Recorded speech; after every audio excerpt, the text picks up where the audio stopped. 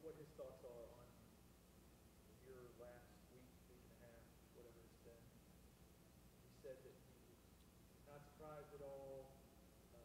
However, he said that when he got here, he was not expecting, he didn't know what to expect, or he was expecting you to not be very good, is what he said. Because when he was at Temple, the scouting report was basically just back up big, offensive rebounder, and you don't really have to watch out for much else.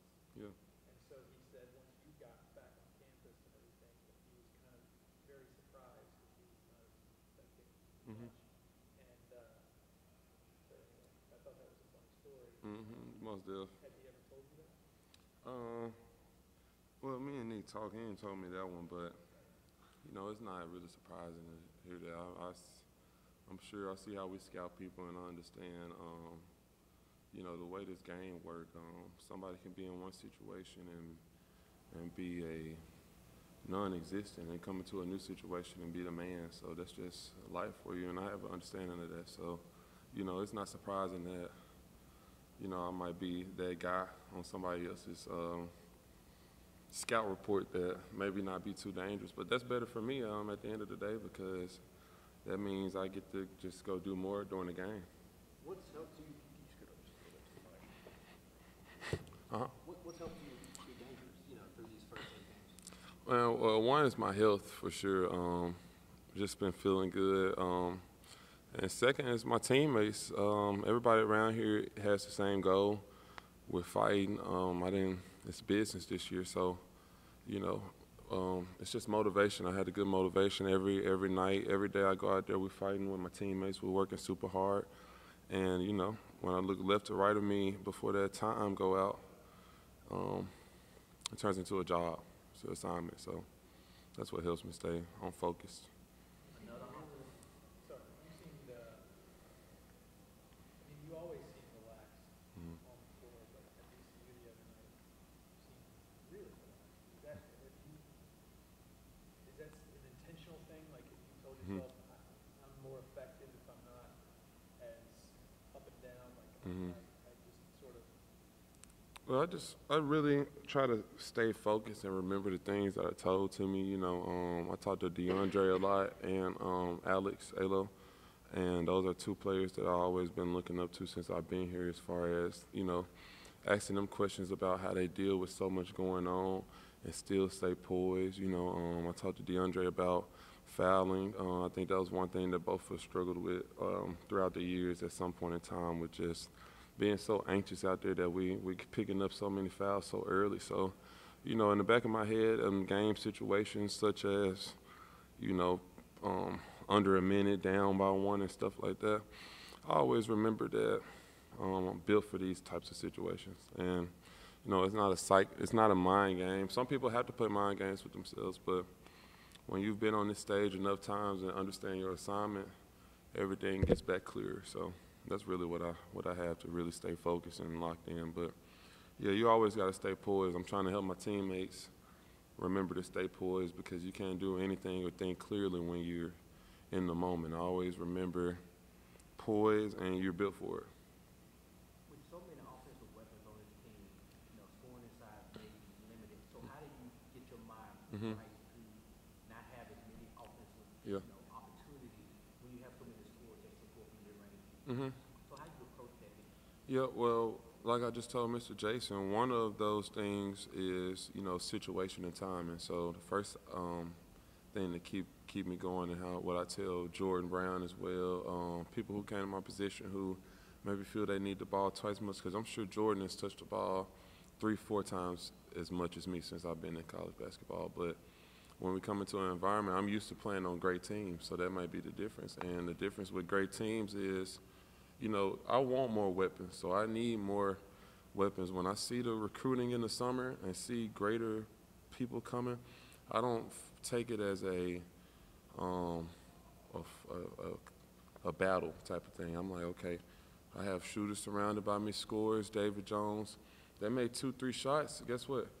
All the help is going to be on them. Now it's waiting your turn, so it's just a patience thing. And, you know, it's way easier said than done. So you still have to remind myself. I still remind myself of that, especially, you know, in the heat of the moment.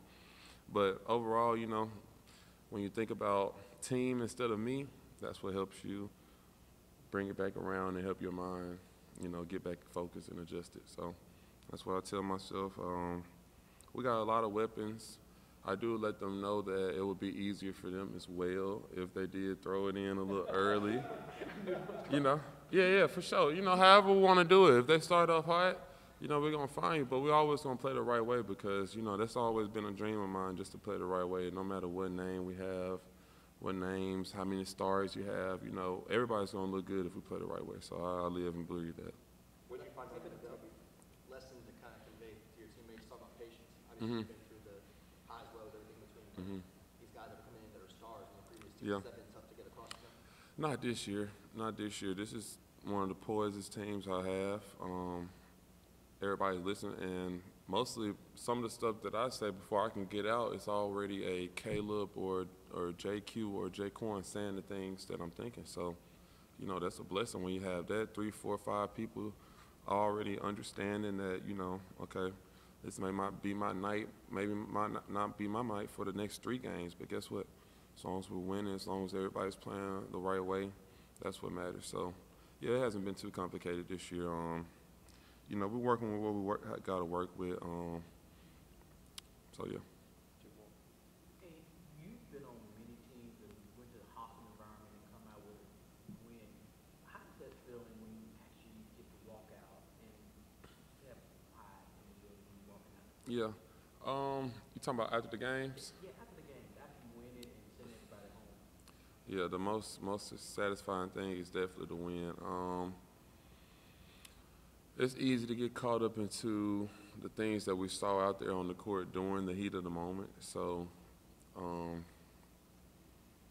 you have to remember to take the small victories. So I definitely just enjoy that win. But like Coach Stansberry and Coach Penny say, it's easier to learn from the win than learn from the loss. So I live and breathe that because losing is not fun. It's not a good feeling. So having that win while still keeping those things on your mind of what we need to do better for that next game is more satisfying. What do you remember about A&M from last year? How do you guys? A&M, I know it's gonna be a dog fight. I know that much. X's and O's are there. We can know everything they're gonna do, but at the end of the day, it's that 40 minutes that we're gonna be out there. And it's just going to be, I'm going to need our dogs out there on the court at all time the whole 40 minutes. So you've been with the team longer than anybody at this point, you and Jason. You think previous iterations of the Tiger basketball team that you've been on would have won that game against VCU on the road? VCU. I had to say yes just because we had so much talent every year. And it's so... You know, over the last couple of years, we have lost some games that we should have won easily with the same talent that we had, and then we've won and lost games with that same talent. So I feel like I would definitely have to be there. But yeah, I feel like we definitely would dominate. I mean, who's gonna stop Jalen Duren? Who's gonna stop any of us out there? So, you know, VCU, those bigs that they have are some dogs. They were definitely crashers, but you put 7-2 down there, me, DeAndre, some big dogs down there for real, and all that goes out the window. That simple.